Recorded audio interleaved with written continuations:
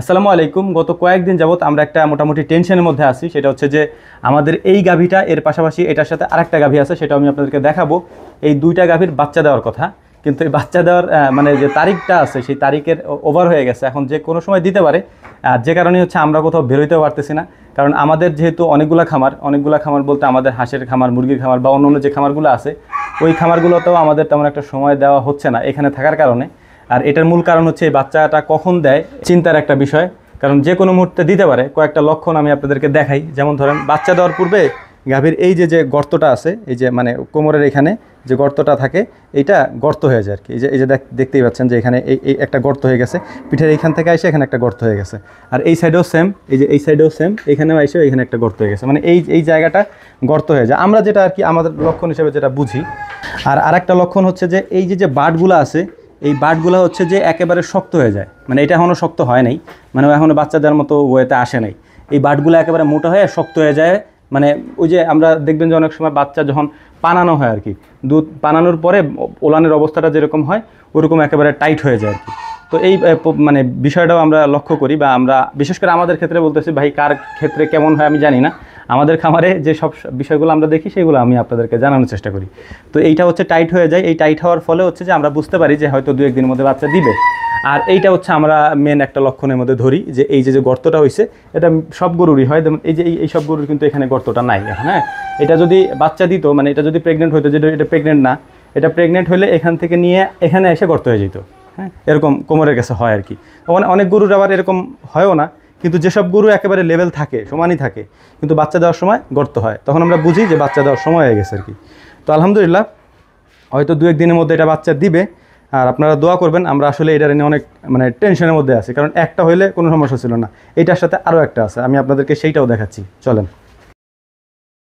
এই হচ্ছে আলহামদুলিল্লাহ আর একটা গাভী। এই গাভীটারও সেম অবস্থা, তবে আমার মনে হইতেছে যে ওই গাভীটার আগে এই গাভীটা বাচ্চা দিবে আর কি। এটা আমাদের একটা দেশি গরু আর কি, দেশি গরু বলা যায়।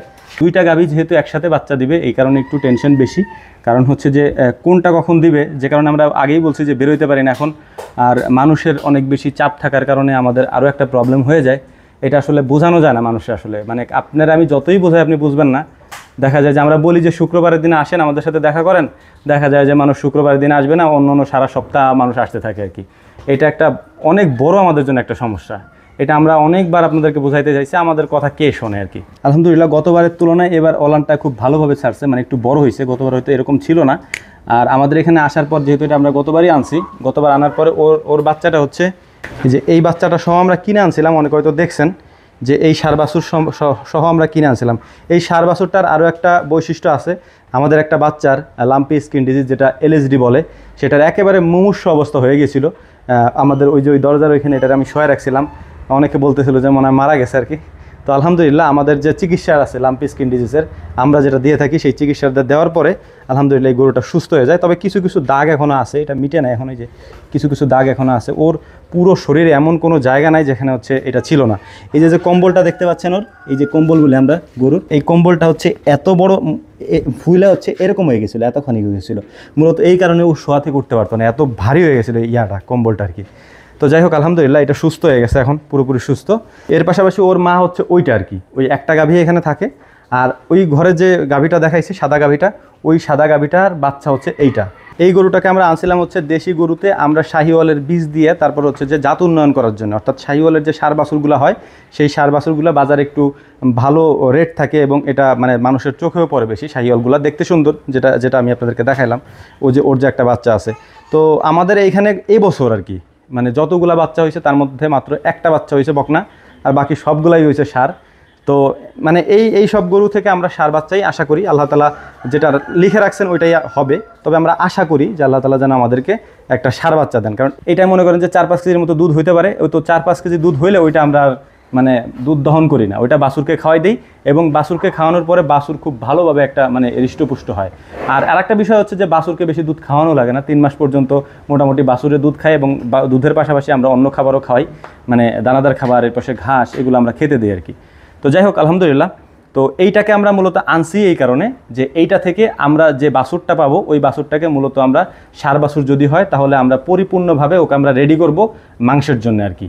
আর অন্য যে গাভীগুলো আছে, যেগুলো ফ্রিজিয়ান হাই পার্সেন্টেজের বীজের বা বকনা বা গাভী, তো তো ওইগুলা থেকে আমরা আসলে দুধটাই আশা করি। তো দেশি গরুর একটা বৈশিষ্ট্য হচ্ছে এগুলা প্রতি বছরে বছরে বাচ্চা দেয়, এটা একটা মানে ভালো দিক। এটা আপনারা যারা পুরাতন খামারি আছেন তারা বুঝবেন যে বছর বছর যদি কোনো গরুর বাচ্চা দেয় ওইটাতে আলহামদুলিল্লাহ অনেক বেশি লাভও হয় আর কি। কারণ একটা বাছুরের দাম এখন আপনি প্রায় লাখ টাকার কাছাকাছি হয়ে যায় আর কি, যদি ভালো একটু গ্রোথ হয়, এটার নিচে আপনি পাবেন না। তো যাই হোক আলহামদুলিল্লাহ, আমাদের জন্য দোয়া করবেন যাতে করে একদিন আগে পরে বাচ্চাটা দেয় আর কি। দুইটা যদি একদিনেই দেয় তাহলে একটু মানে প্রবলেম হয়ে যায়, যেহেতু এই কাজগুলো আবার সবাই পারে না, মানে এই বাচ্চাগুলো টেনে বের করা, আবার হচ্ছে যে এগুলা টেক কেয়ার করা, তো আমাদের ক্ষেত্রে একটু সমস্যা হয়ে যায়। আর আমি আপনাদের কাছে আবারও অনুরোধ করে বলবো যে আমাদের এখানে যারা আসেন ভাই, শুক্রবার বাদে অন্য কোনো দিন আমাদের এখানে না আসার জন্য এটা আমার অনুরোধ থাকবে আপনাদের কাছে। কারণ আমরা আসলে কাজ করতে পারি না, আমাদের মূল কাজটাই হচ্ছে কাজ।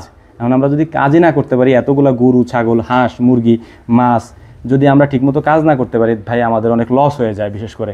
আর আরেকটা বিষয় আপনাদেরকে আমি বলি, ধরেন আমরা নিয়মিত যদি কাজ না করতে পারি, দেখা যায় এখানে আজকে 2টা মুরগি মারা গেল, তো ওইখানে 2টা হাঁস মারা গেছে, পুকুরে 4টা মাছ মারা গেছে। এখন এগুলোর তো সমাধান করতে হবে, মানে সমস্যা তো হবেই, যেহেতু এগুলা জীবন্ত প্রাণী, সমস্যা হবেই।